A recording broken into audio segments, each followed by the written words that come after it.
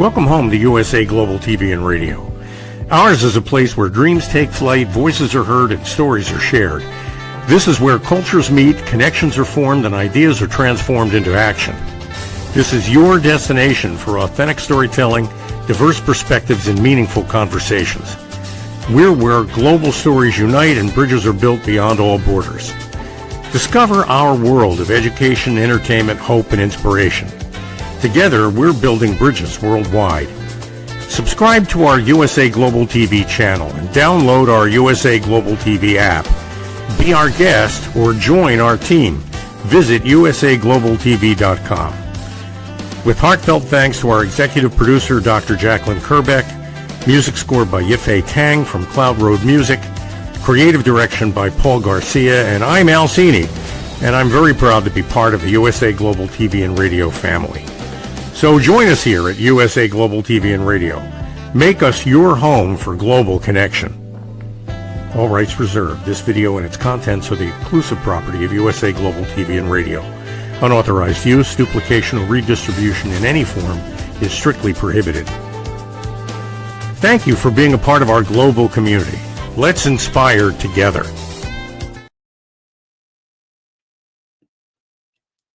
Good morning, good afternoon, good evening. Welcome home to USA Global TV and Radio. I'm Dr. Jacalyn Kerbeck, and it is an honor and privilege to be here with you today, wherever you're joining us from around the world. This is a brand new show. It's called Judgment, the Hidden Sin. And I'm super excited to be able to come to you every Wednesday at this time, whatever platform you're watching, please save the date, save the time. And this show is going to evolve with a number of people who are going to be joining me each week to talk about judgment in their area of expertise or how it's impacted them in their lives. We'll talk about on the show how I came up with this idea, what is the motivation behind it. But first, I want to introduce my co-host for today. His name is Al Cini. You may have just heard his voice on the introduction. Al has been with me since the very beginning. He is no stranger to television whatsoever. He has been on major networks for years, behind the scenes in project management and on the stage. He has been my mentor. He has been my collaborator, and he is my dear friend. Let's welcome Mr. Al Cini and find out what he is up to today. Welcome, Al. Good morning, Dr. Jacalyn. Thank you, as always, for inviting me. It's a pleasure to be here. And this is a terrific topic. Just great. Thank you, Al. Today's topic is judgment and toxic management, and you have extensive experience in the business world. You have helped so many people. As I mentioned in the intro, you have guided me and mentored me in so many ways to help grow my business. And you also have your own businesses and have been a mentor to many others. So let's get right into it and tell us, what is it that you're doing? We see the logo here, Pro Fit for Teams. What exactly is this, and how is this of value to our audience?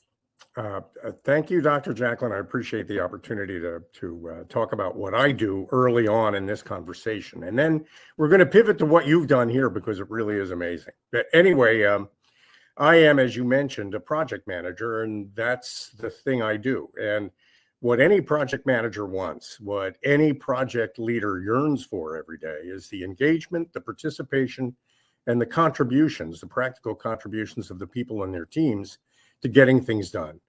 That often conflicts with what a lot of people think the role of a project manager is, which is to, dare I say, criticize, nag, shame people along the way to make sure that they hit the marks they're supposed to hit.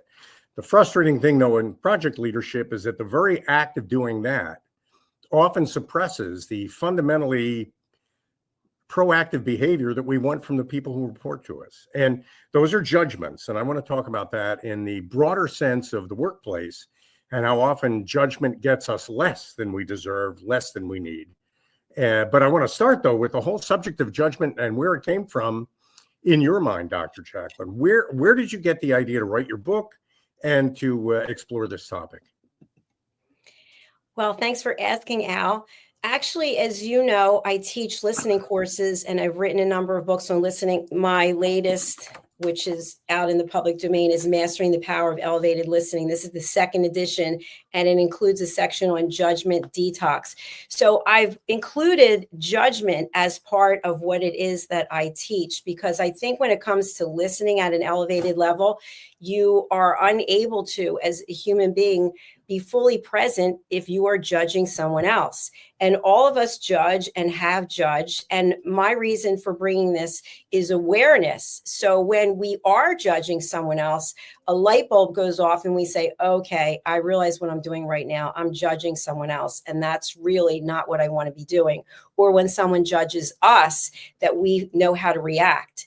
So the latest evolution as to what brought me to my new book, which is Holy But Harmful, The Hidden Sin of Judgment, is I was having a conversation with someone and we were talking about religion and spirituality. And so the person said to me, God doesn't know you or love you because you don't go to church.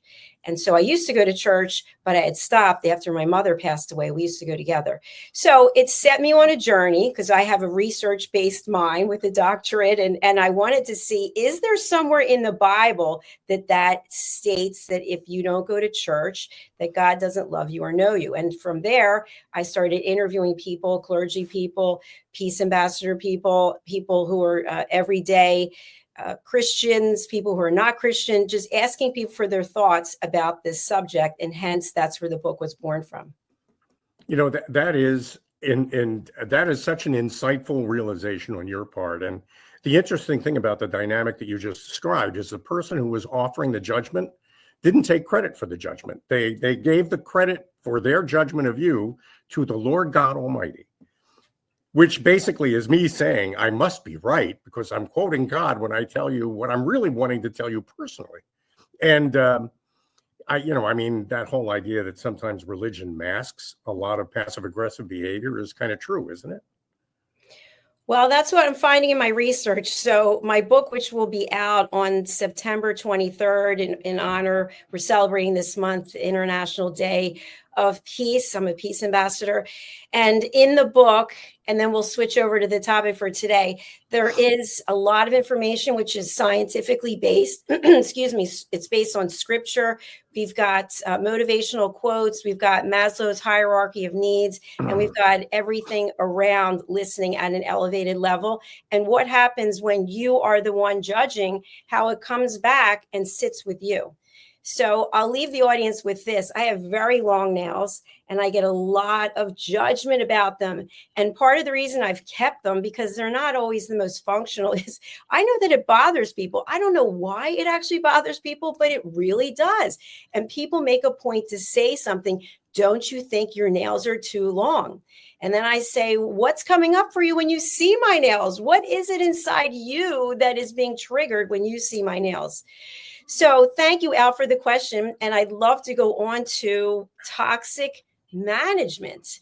So tell our audience, if you would, about your experience leading teams, and then with this wonderful product and suite of services, how you help people who are leading teams.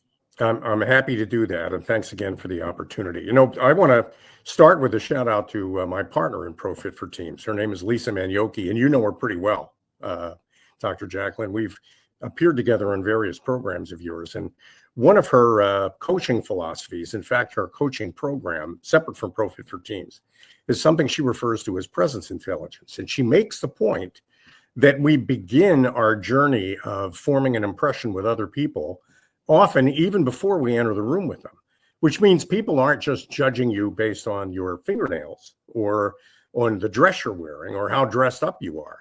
People are judging you on what they've heard about you before they've met you. People are judging you on what they see you're wearing or what they perceive in you even before you walk into the room. And so judgment is something we just have to live with. It'd be great if we lived in a world without it. But I'll leave you with it in terms of how it hurts in the workplace.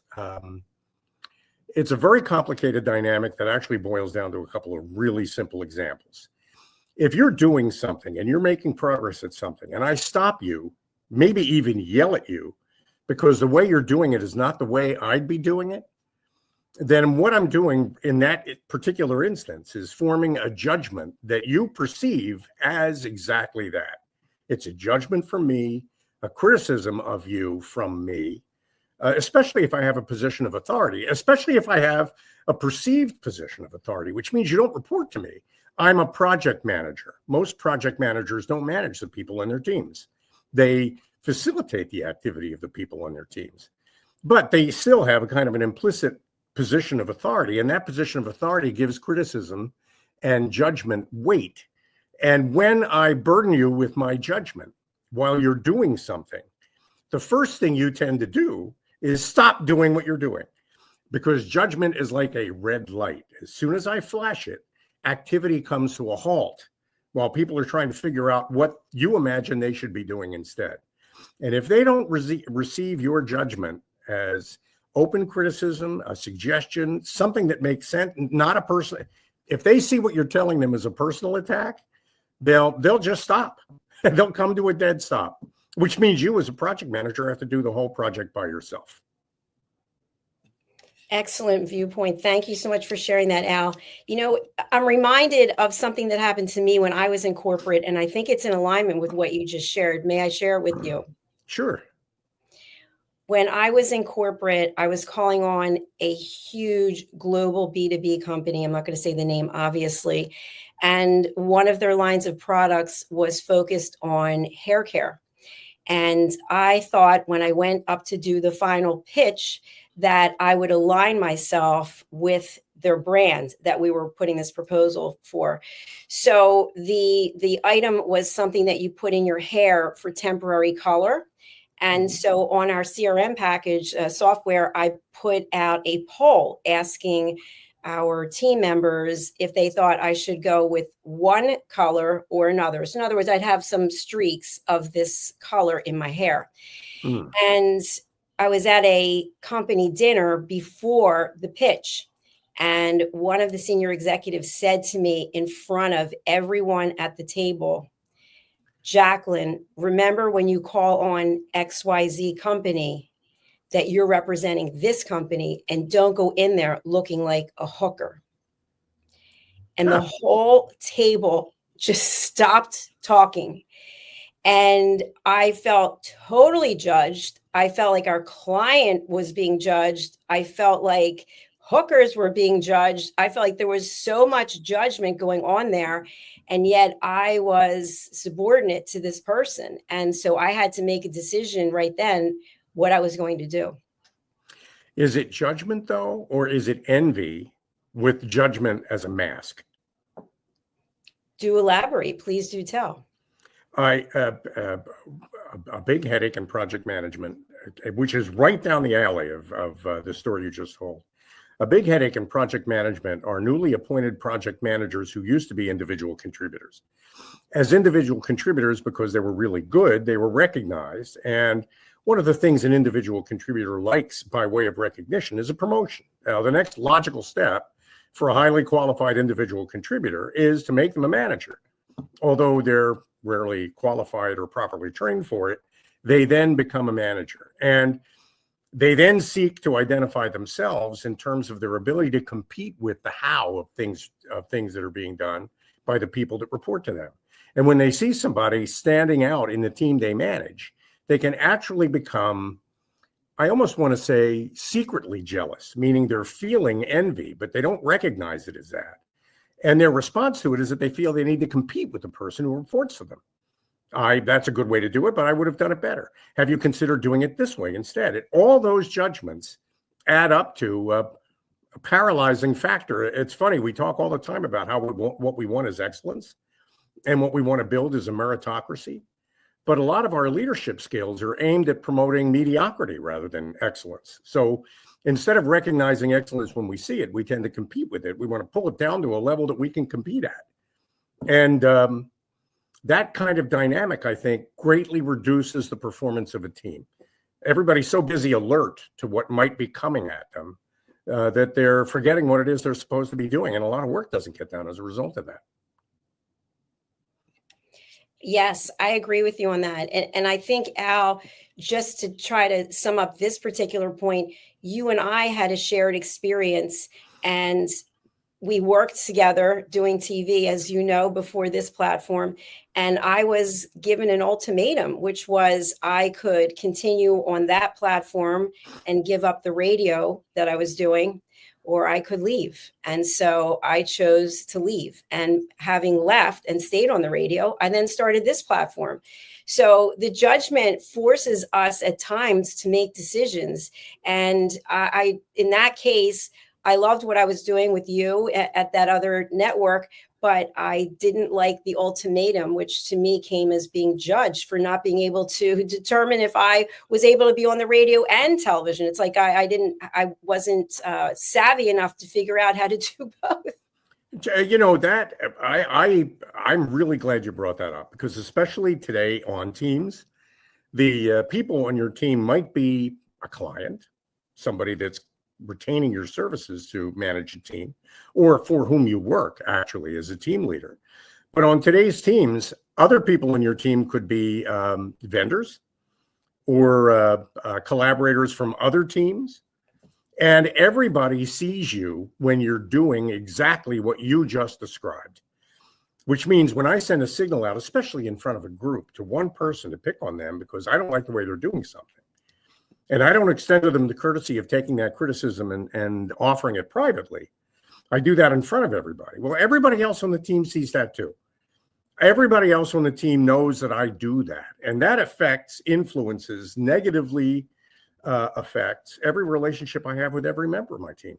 I mean, people know when people are being cruel, and people tend to avoid cruel people because they don't want to be their target. So an awful lot of lonely people, I think, are people who unconsciously judge others to the point where those others then want to exclude them from their circle. That's right, because we don't exist in a void. Somebody's always watching somewhere. Just given the fact that we've got cameras everywhere we go today, everything we do is being watched. And so, Al, I'd love to have you share for our audience, what are some signs, I'm going to say symptoms of judgment that's toxic in the workplace? One big one, and I hear it all the time from people that we talk to about team development, and that one common complaint that I hear all the time is that, you know, everybody on my team, everybody in my company is working really hard, often 50, 60 hours a week. And I feel as though everybody's investing 110% of themselves in the work that we do around here. But somehow, month after month, quarter after quarter, nothing seems to change. For all the work and for all the activity and for all the effort and for all the pain that I hear about, it feels as though we're never really making any actual progress. Nothing ever changes.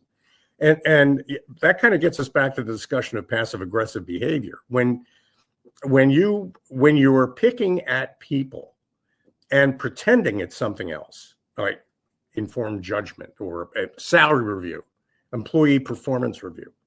When you're picking at somebody and disguising it as something else, people know what it is. It's a kind of an implicit form of bullying. And the reaction to it generally isn't compliance, it's generally resistance. And that resistance manifests as passive aggressive behavior that suppresses progress. So you actually get the opposite of what you want, because without meaning to, you've demotivated everybody on your team. Then again, you can't be blamed for it because you've done everything exactly the way you were told as a project manager things ought to be done. I mean, you call it judgment, I call it clear communication. You call it criticism, I call it helpful advice.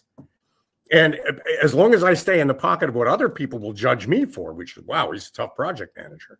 Well, tough project managers get lousy results. Flexible project managers, friendly project managers, supportive project managers get terrific results because they don't insist on getting the credit for it. They want everybody else to get the credit for it while they kind of stand in the background ordering pizzas and throwing parties. Does that sound familiar to you, Dr. Jacalyn, based on your work in the workplace? Absolutely. Absolutely. It sounds very familiar. And Al, my background includes loyalty programs. So when you talk about the pizza parties and the points-based programs, that really is a big part of loyalty. But what it comes down to is not that control, not instilling fear. It's the word you use, being flexible. I work to say yes as often as I possibly can.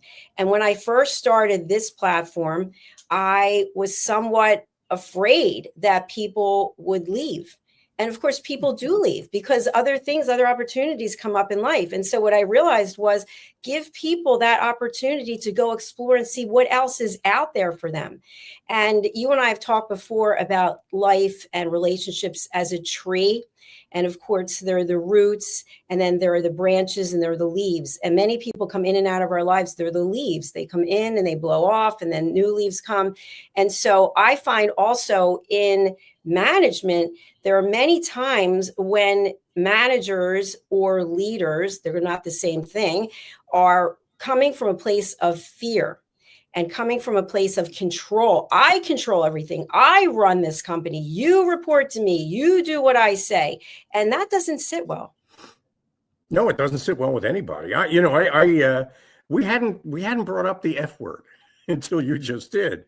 Fear, which really might be that insecurity, an uncomfortable feeling in your own skin, might actually lead you to act out in a way that expresses judgment inappropriately to others. So I think you're absolutely right. You're spot on there. You nailed it. Fear is at the bottom of a lot of those kinds of reactions. And the frustrating thing for me as a project leader is that I see projects fail. To your point that sometimes people fall out of touch, but they stay connected. For the last 2 years, I've been helping to manage a pretty ambitious project for a TV network in New York. That's made it difficult for me to balance time on USA Global TV, as you know, but we've still stayed in touch through that. Well, over those 2 years of experience that I've had, it's the collegial project where people are encouraged to work together and recognized for the work they do, and not to be made to feel fearful of judgment, but instead to feel inspired by the work and the progress and the results. Those are the teams that hit their marks. They meet their deadlines, exceed their deadlines, spend less money than the money they were budgeted for, find ways to save money. And not because the leader was brilliant and brilliantly led them, but because the leader facilitated them and they led themselves when they knew what the goal was, when they knew what the objective was.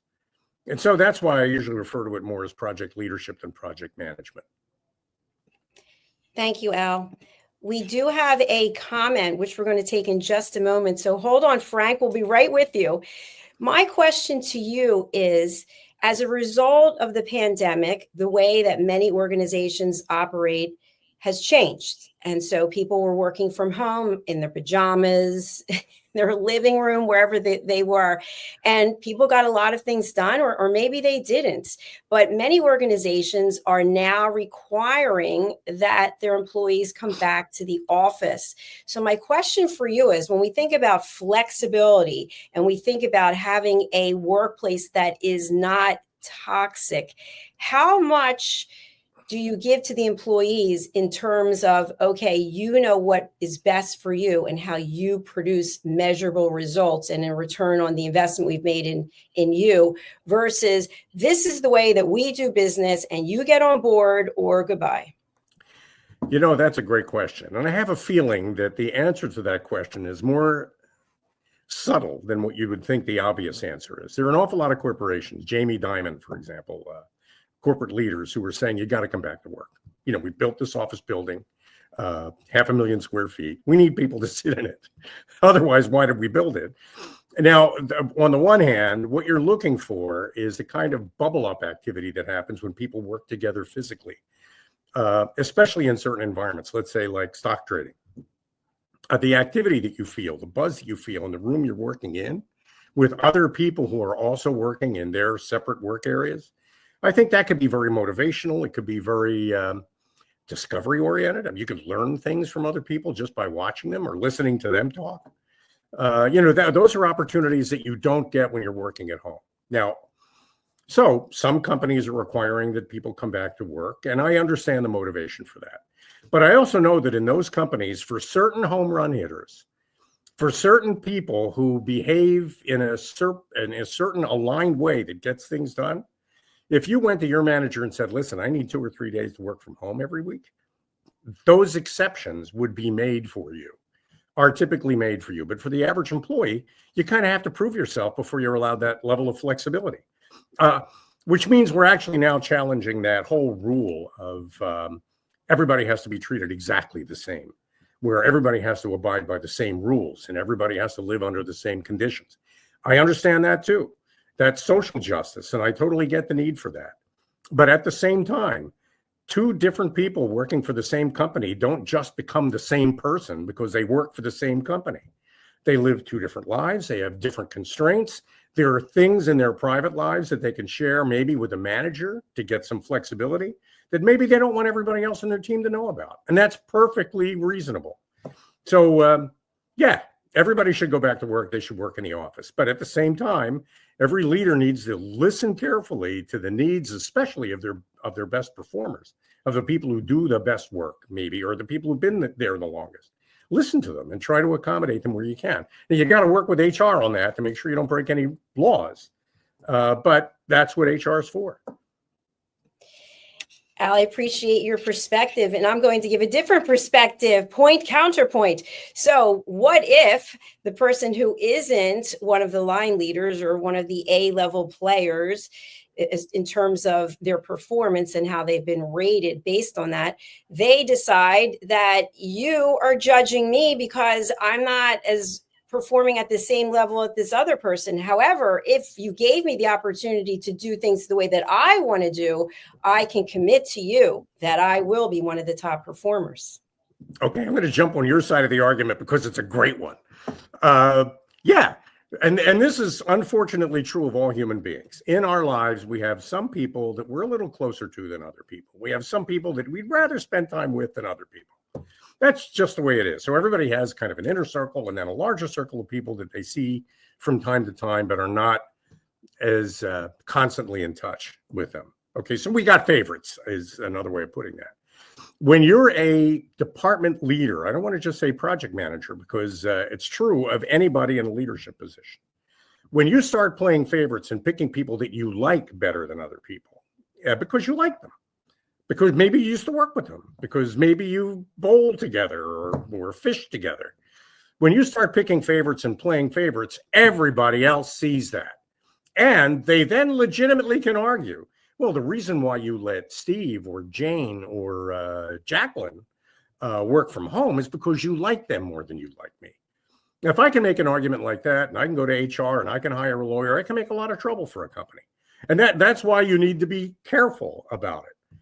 But on the other hand, if you're the boss and you know that somebody on your team that you value has a physical infirmity or problems with their children or problems at home, whatever they might be, and as a result of that, they require a little bit more flexibility than other people might just because of their situation.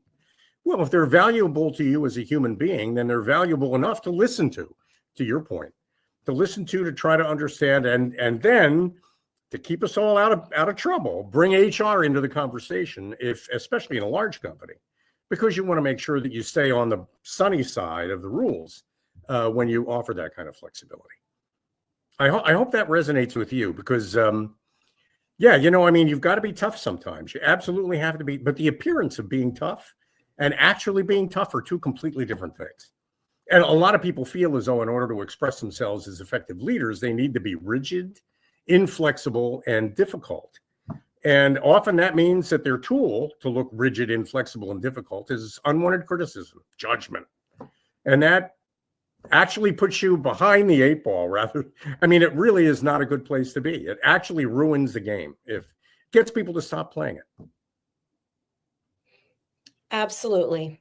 And just for our friends who are joining us and haven't been on one of our programs, any of our programs, there's no script. Al does not know what I'm going to be asking him. I don't know what Al is going to say. So I'm going to share something that, since our topic is judgment and toxic management, and I am a peace ambassador. I just took my oath on Saturday. I would like to offer this up, the first of 5 peace actions for anyone and everyone. Seek peace within yourself and others. So is it possible that a person is a leader, they're a manager, and they're still a human being, and they come from that place first? They come from a place of seeking peace within themselves and within others. Is that something that can be incorporated into a leadership or management style? Is kindness a leadership skill? Or is it just something people do when they're kind? I mean, do you have to check your kindness at the door when you go to work as a leader because there's something about kindness that makes you vulnerable and weak? And really, I think that's a fundamental tool in achieving peace, at least as peace as I understand it. I wanted to ask you, though, Dr. Jacalyn, you mentioned we had a comment from somebody named Frank. I think I know who that Frank is. Yeah, we're getting to Frank. Let's go down there now, and then we'll come back. Frank Viola. How does a manager discern when he's coaching versus when he's judging? Is it rooted in the space where he's coming from? How does a subordinate employee, which is which? I went to college with Frank, which means together we're as old as Thomas Jefferson. So, in fact, I think Frank Viola and I, if I'm not mistaken, used to tease Benjamin Franklin. He was a senior. We were freshmen. I know. I've heard that. I know. I think I've used that before. Frank, that's a great question. There's a quote, one of the twos, I can't remember. The leader does nothing, yet nothing goes undone. When you're acting in a way that is intended to express the fact that you're a leader, then you're judging. When you're acting in a way that expresses the way a friend would express her or himself, then you're coaching. And there is no reason why, within certain constraints, a manager and a subordinate can't be friends. They absolutely can be friends. In the manager's role, the conversation becomes a little bit more focused and maybe a little bit more constrained. But I need to be able to listen to you as an employee. If you're doing something that I feel could be done better, I need to take some time to understand what you are thinking. And that means that I ask the question. This is really for my partner, Lisa, who is brilliant at this. There are 2 ways to ask the question, what were you thinking? One way is to ask it expressing that you already know the answer. In other words, you're an idiot, and I don't believe you just did this, and I would never do it this way. So there's the what were you thinking judgmental way of asking that question. And then there's the what do you think? What do you, without knowing the answer to the question, what do you think? Why are you approaching it this way? How do you think this helps? Why does it make it easier? Is there some way we can make it even easier still? Work together on that. I like that idea. That maybe not such a great idea.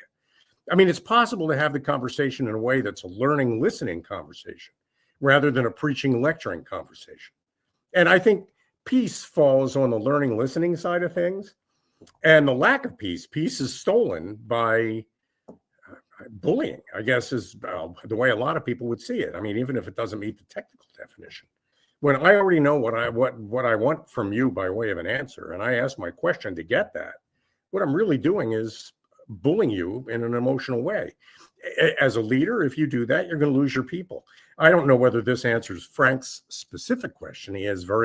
Knowing Frank, he has very detailed requirements on facts, and great guy, by the way, and also adept at solving corporate problems. Definitely really often called in to solve the unsolvable corporate problems. We're dying, we don't know what to do about it, kind of thing. And Frank is great at that. So thanks for asking that question, Frank. And I hope I was somewhat adequate in answering it from your point of view, knowing that's a pretty high bar. Jacalyn, I'm sorry. Peace. Thank you, What is Al. peace? Thank you, Frank. I'd like to weigh in on Frank's first question, if I may. The question is, how does a manager discern when he's coaching versus when he's judging? So in the training that I took to become a certified life, career, and executive coach, what I learned was, and it's kind of the same philosophy we use here, is that you open up the conversation with a thought-provoking question. And the question typically will be what, how, where, or when. It will not include why. Because many times when you ask something why, people are like, oh, defensive automatically. So you start with one of those 4 words. What were you thinking, Al, when you started the project? And then Al's going to take his time. We're going to be quiet. We're not going to interject. Al's going to answer because he doesn't feel like he's being called on the defensive. And then Al will answer. What I was thinking was X, Y, and Z. Then as a coach, we take that information and we ask another question. So, for example, someone said to me that they think I'm very showy. And I said, what are you feeling when you think of me as showy? Well, I feel uncomfortable because you have too much makeup on or because of your jewelry. Well, what about the jewelry or the makeup is making you feel uncomfortable? Going down, going down, going down, going down. So to me, that's how you can tell if you're coaching, because you're actually getting the other person to open up and talk as opposed to you giving the information. So judging might be name calling. You are an idiot. You will never make it here. You are not good enough. So-and-so is better than you. So to me, that is a way of distinguishing between coaching and judging. Thoughts, Mr. Cini? And my thought and reaction to that is obviously a state of peace. Since you're a peace ambassador, a state of peace needs to be maintained throughout that entire exchange. Nobody can ever feel so threatened that they feel like they're out of peace, like they're like now all of a sudden they need to be combative or resistant. You want to try to prevent that wherever you can, which means how you ask the question, what were you thinking, radically affects the emotional response somebody has to being asked a question like that. And if what you really want to know is what they were actually thinking, then you need to ask it. You need to ask that question in a context and in a way that actually gets them to answer it the way you'd like them to answer it, which is honestly, openly, and with kind of genuine factual intent, without feeling threatened by it.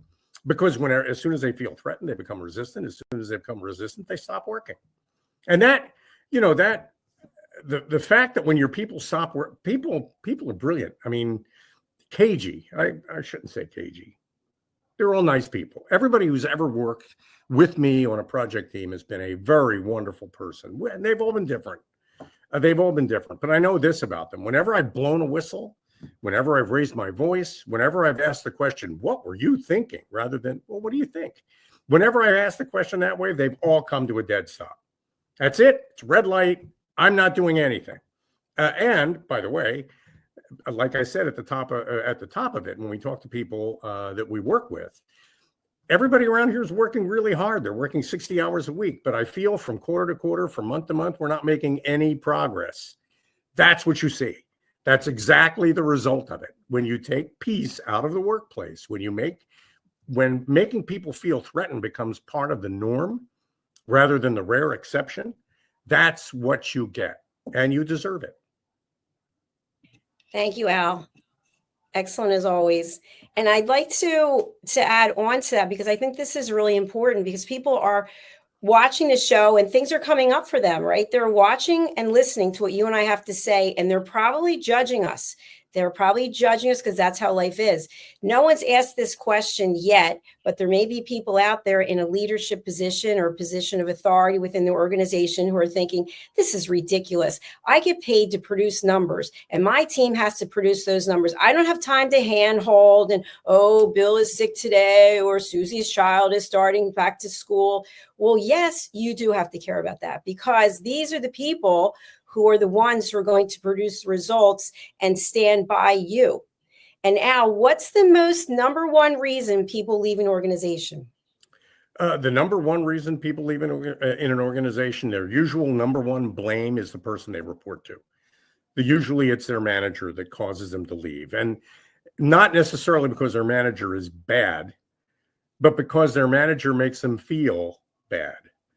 I'm not calling my manager a bad person. I'm saying that my manager has found a way to make me feel bad about the work that I'm doing, often even though the client might like the work I'm doing.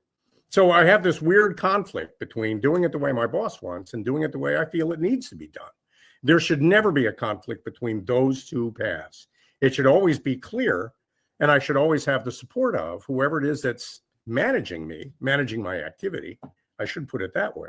mean, their job is to make sure that when we get to the top of the mountain, we're all at the top of the same mountain. I totally get that. But from moment to moment, I'm the guy climbing my face. I need to make decisions based on the cracks I see and the holes that I see and the ice that I find and the water I see. Which means I need to I have to climb the mountain by myself. My leader's job is to make sure when I get to the top, I'm where everybody else is. If we can all play it that way, we'd all get much better results out of each other. And often I think managers discover that some of the most valuable people on their teams are the people that they're not friendly with, that they don't spend very much time with, or the people that maybe they would say they don't like.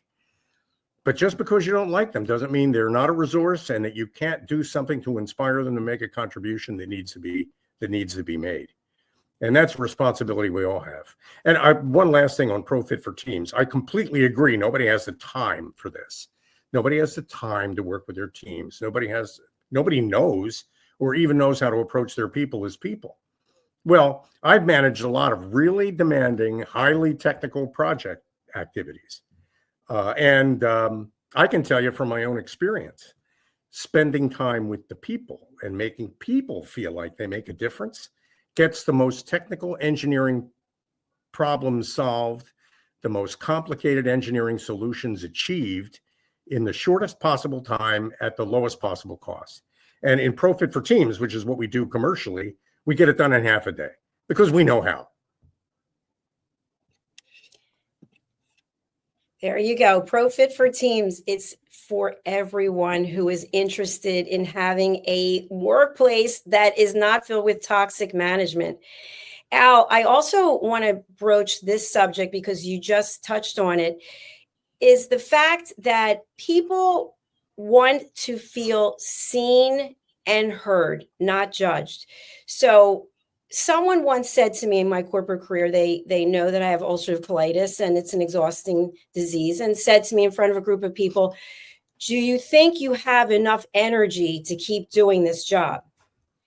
And I remember feeling like mortified that the person didn't have any compassion for someone who has ulcerative colitis and was really putting me down. And so someone else came up to me later and said, how can I support you during this time when you're going through this illness? And I thought, wow, the same organization, two people, one person sees me, validates me and my feelings without actually knowing what they are, and the other one was judging me. Who's going to get the most out of you? Exactly. Who are you going to work harder for? I mean, if you got to take a bullet, who are you going to take a bullet for? I'd step out of the way of the first guy and make sure the bullet got to him. Well, Al, my question for you is, how difficult is it to switch our mindset from go, do? By the way, I just want to add this in. I literally heard someone say this recently, is that we churn and burn people. I didn't comment, but the person said, we bring them on, we invest the money in the training. They've got 2 weeks. If they don't do it the way I say that needs to be done, then they're fired. And I thought to myself, how long is this company going to stay in business? Because I don't see this as a model that is going to be a place where people feel respected and heard. It isn't at all. And, a lot of people think that, let me answer your question, if I may, in terms of the dynamic. In order for somebody to feel comfortable at USA Global TV, for example, or in any company, in any not-for-profit, in any endeavor, on any team, no matter what that team is, including a family, including inside a family, in order for somebody to feel comfortable in a family, they need to have answers to 3 questions. The first question is, who am I? Am I special here? Do I have gifts that are needed by this family? Do I make contributions that matter to people? Am I equal to this? That's number 1. Number 2 is, who are you? Of all the other people in my family, can I rely on you? Can I trust you? Are you somebody who's going to backstab me? Or are you somebody who's going to support me if I need support? That's question number 2. And those 2 questions are widely explored in the field of coaching, widely explored. And they need to be. And you know this, I think, Dr. Jacalyn, from your own experience as a coach. I need to know who I am. I need to know who you are.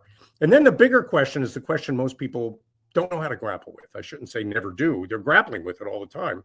They just don't know how to ask the question. And that last question is, who are we? Now that I'm comfortable with who I am in this family, and that I'm comfortable with everybody else and know where they're coming from, and know that I can trust them and believe in them in this family. That last question is, who are we as a family? Who are we? How do we present as though we were a virtual person walking the world? What's the difference we make together? When I start organizing my thoughts around that third question, the answers to the first and second questions are givens and no longer necessary. I'm now focusing on what needs to be done rather than who's doing the work. And along the way, criticizing people that I think could be doing the work better if they just did it the way I would do it, which is the exercise of ego and judgment, and the opposite of what you want, and the opposite of what we do in the work we do, by the way. Al, I'd love to have you elaborate on this when it comes to actual teams in business. Many times there are specific titles people hold. There's only one organization that I actually ever called on where they had no titles. It was very interesting, and they're still in business today. But for traditional companies that have labels, your job is, you have a job description. How do people work together on a cohesive team when some people might have the perception, I'm more than, I'm better than, I have more control, more power, more autonomy? What are your thoughts? Here's my thought. We all have, actually, it's not a thought, it's experience. Years and years ago, do we have enough time? Yes. Okay, good. This is going to take a few minutes. It's worth it, though, I think, in my opinion. Quite a few years ago, I was teaching a technical course for a group of very technical people. This is way, way back, many years ago. And it was a one-day course. And at the end of the morning session, everybody that I was teaching all worked for the same company. They went off to have lunch. They had a meeting. And when they came back at like 1:30 or 2 o'clock to pick up where we left off, only half of them were there. That's because between the morning session of this class that I'm teaching and the afternoon session, half of them were laid off. We're told, go back to your offices, empty out your desks, you're finished. Half of them. And there were maybe 25, 30 people in this class. So I end up in the afternoon with just 15 survivors. If you can imagine, people who forget what I'm talking about. I mean, they just saw all their buddies lose their jobs. And they were just relieved to still have theirs, but they were loaded with survivor guilt. So I didn't know how to begin the afternoon session. I didn't work for the company. I was a contractor for the company. But I tried to remind everybody in the room that there is this thing called human dignity, where individuals have dignity and have a right to exist independently of any job somebody might give them or take away from them. So I drew a picture of the org chart of their company with the people that I knew ran it at the top, and with them, the 15 people that were left, their names at the bottom. I said, it's really easy in any organization to lose sight of the fact that even though you're at the bottom of the org chart, the truth of the matter is that org chart really depends more on you than it depends on any of the people above you, because you're the person the customer sees. So in your head, take the org chart that you have in your mind, and you're wondering what the CEO is going to do next and who they're going to lay off next, and turn the org chart upside down. You're the boss. The CEO reports to you. Their job is to make sure that you have all the tools you need to satisfy the requirements of your customers. You're at the top of the org chart. And what I need for you all to remember is that the tools that I'm teaching you about today are to make you more proficient at what you do as a technician, not to secure your job in this company. So whether you keep the job in your company or somehow transition to some other company, these skills are going to be valuable to you because you need these skills to make your customer happy, no matter who you're doing that for.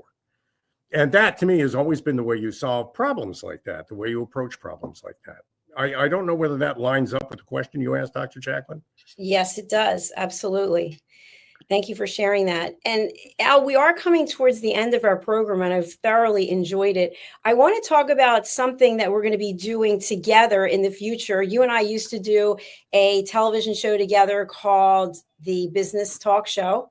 And of course, we work together at another network, and we're going to be going and doing another collaboration. Would you like to share that with our audience? And then we'll talk about ProFit for Teams and how people can work with you. I would love this. We're working together, you and I, on evolving a program called Ahead for Business, where we explore the kinds of biases and mindset issues and faulty thinking that cause an awful lot of the mistakes that really hurt people, and often irreparably.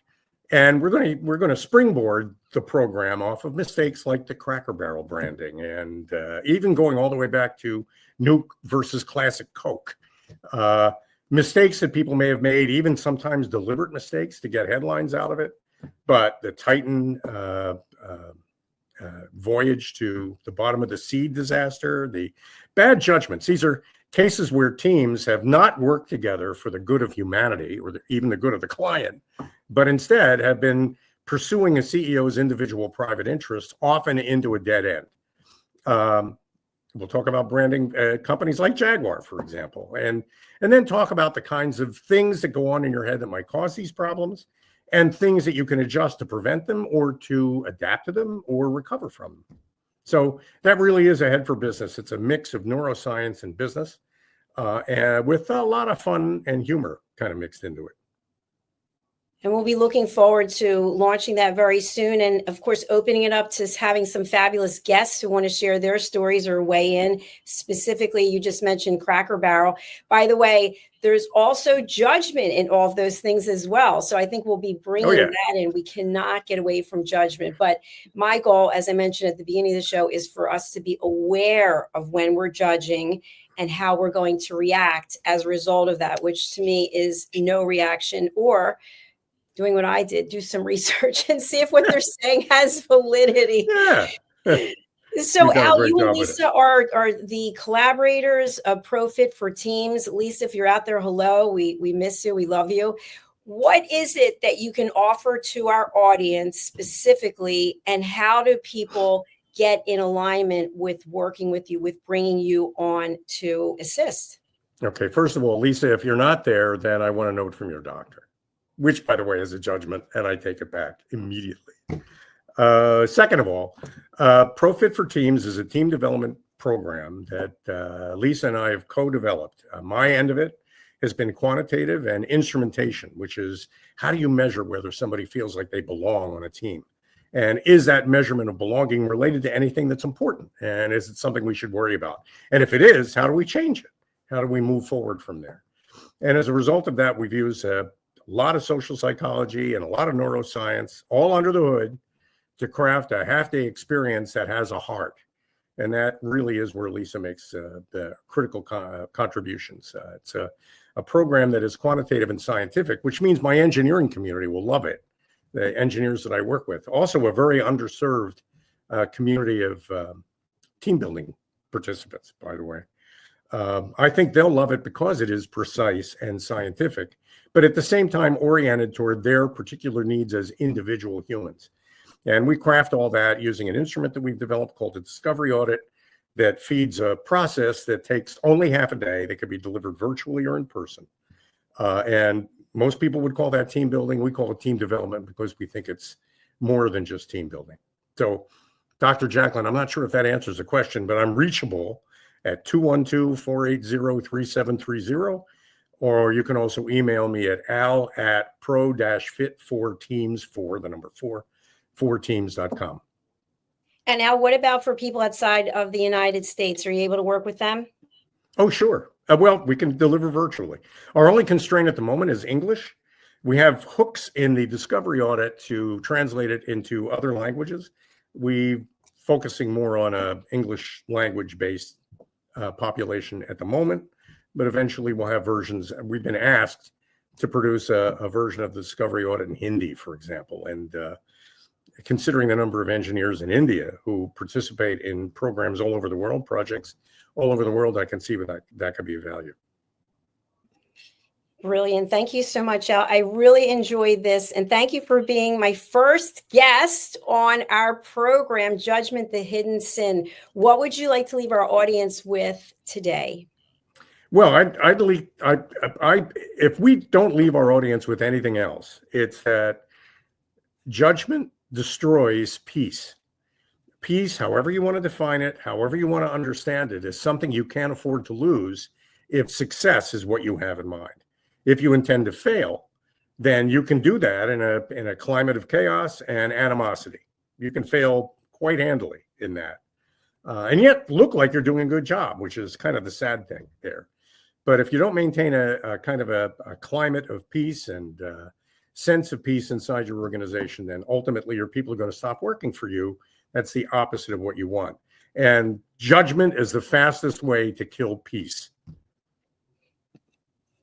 I couldn't have said it any better. Thank you, Al. Thanks, Doc. Thank you for your pleasure. friendship and your mentorship. And thank you for all that you've done to help shape USA Global TV and Radio and to support me personally. I really do appreciate you. My pleasure, Doc. Thank you for inviting me today. Thank you. See you again soon. Bye. You bet. Well, there you have it, our first episode of Judgment, the Hidden Sin, and our topic, Judgment and Toxic Management. If you would like to be a guest and share your story, you can go to our website. I'm going to pull up the link. That's right, I'm producing the show and hosting it. Here is the link. It's in the show notes. You can go over there and you can book in. I think we have openings starting in December. And if we get really full, we'll open it up for a second episode each week, because I know all of us have been judged and all of us have expertise in certain areas. And if you'd like to share it, please do. Please go over and book in. What I'd like to leave you with today is that this show is not about judging anyone. It is not about judging any situation. It is about making us aware of what judgment is, when we're judging, and how we feel when we're being judged. And once we are being judged or we have judged someone, what is the next logical step? So I'd like to leave you with this. For me, I like to take the situation, whatever it is, and I give myself 10 minutes to feel emotional. So for example, when those comments were made earlier, I mentioned various scenarios. I'm much better at it today than I was before, but I'll give myself 10 minutes for boo-hoo, 10 minutes. I'm so aggravated, I'm angry. And then after the 10 minutes, I look for what is the solution. Sometimes the solution is not something that we really feel comfortable with. It might be the conclusion of a relationship. Maybe you thought that relationship, if we think of the tree, maybe you thought that it was the roots of the tree, but it turns out the relationship were just leaves on a tree branch. And that's okay. Don't judge yourself for making a decision to let go of something. Maybe someone's saying something to you because it's really about them and they're not aware of it. Is it your job to teach them, to coach them? I can't answer that. Only you can answer that. Because will your response include more judgment? Sometimes it's best when we take a step back, we take a 6-second pause and we think about, is it true? Is it necessary? Is it kind? Is it true? Is it necessary? Is it kind? And this is something that I work on every day. I am not an expert by any means. I am just a human being, just like you are. I'd like to ask you to contact Al at ProFit for Teams. We have his contact information there in the show notes. And I'd also like to make you aware of my new book that's coming out, Holy But Harmful.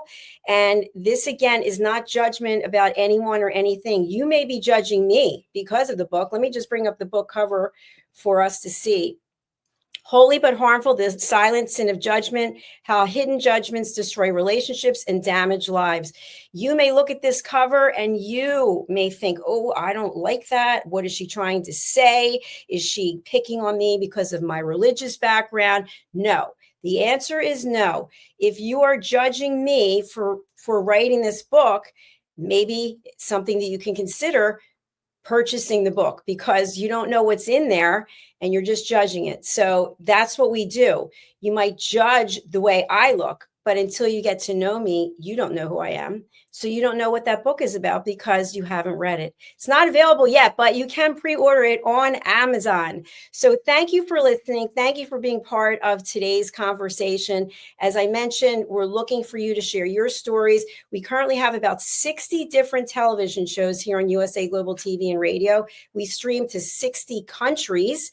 And we have show hosts from all different parts of the world. We're also starting our our new show in French.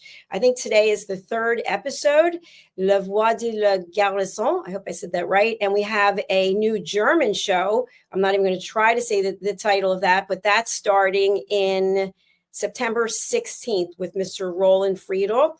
So we're expanding, and we thank you for taking this ride with us. I would like to ask that you subscribe to our 2 channels wherever you're watching. You can still watch from Facebook and LinkedIn and wherever else. If you would kindly go over to YouTube and subscribe to our channels, we'd really appreciate it, because we get real-time information about who's watching, how long they're watching, and this helps us with our programming. And then finally, if you'd like to learn more, you can sign up for my course, Judgment Detox.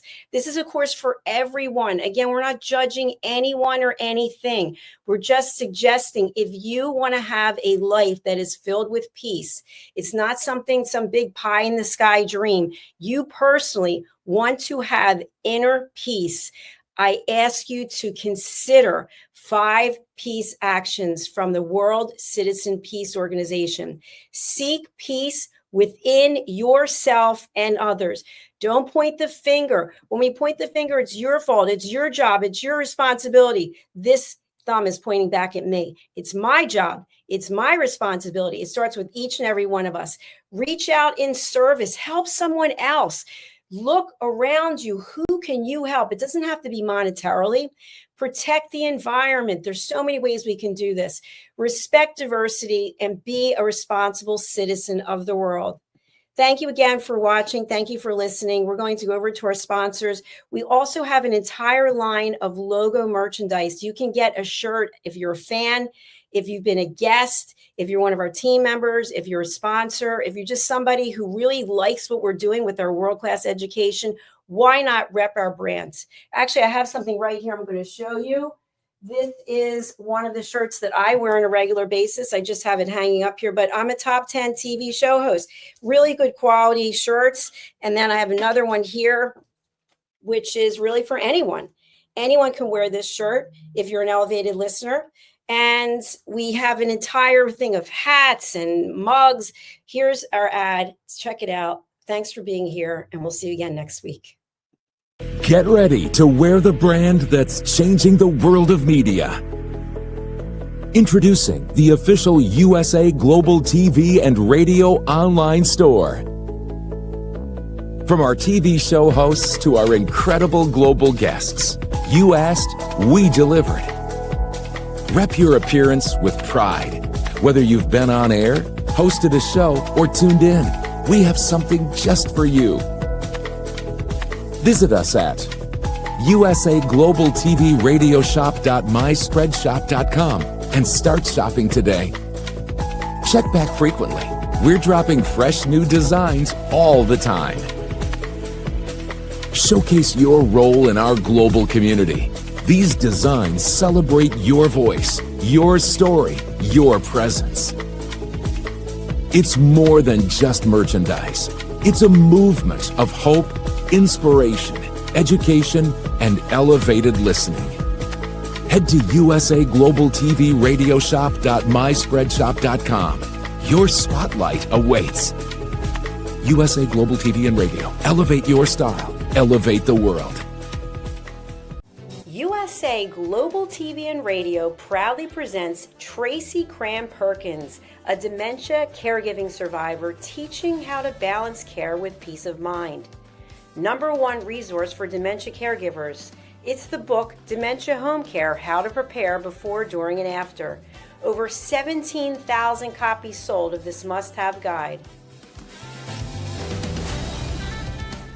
And now a testimonial from Tracy Smith.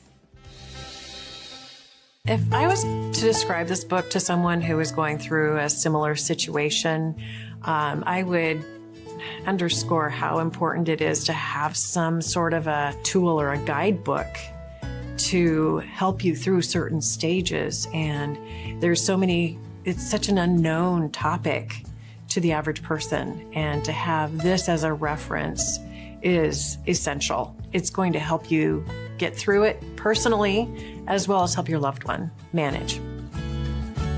To learn more, go to tracycramperkins.com. Tracy Cram-Perkins is an award-winning author. She's also the host of Dementia Home Care television show. Watch it here on USA Global TV and Radio. Thank you, viewers and listeners of USA Global TV and Radio, for joining us today. We're honoured to have your time and attention as part of our global community.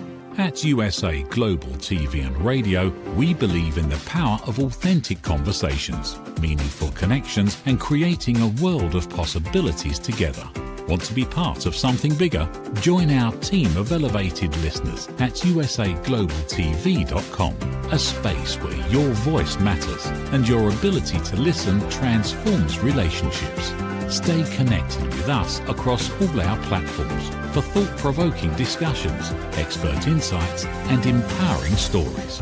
Subscribe to our channels at youtube.com/c/USA Global TV. Follow us on social media and explore the endless opportunities we're creating for growth, learning, and inspiration. Together, we're not just broadcasting. We're building bridges and changing lives, one conversation at a time. For inquiries, contact us at info@usaglobaltv.com. Music by Johnny Dies. Produced by Executive Producer and Director Dr. Jacalyn Kerbeck. Voiceover by Mike Porter. Creative Direction by Paul Garcia. All rights reserved. Copyright 2025. Visit usaglobaltv.com to view our full terms and conditions.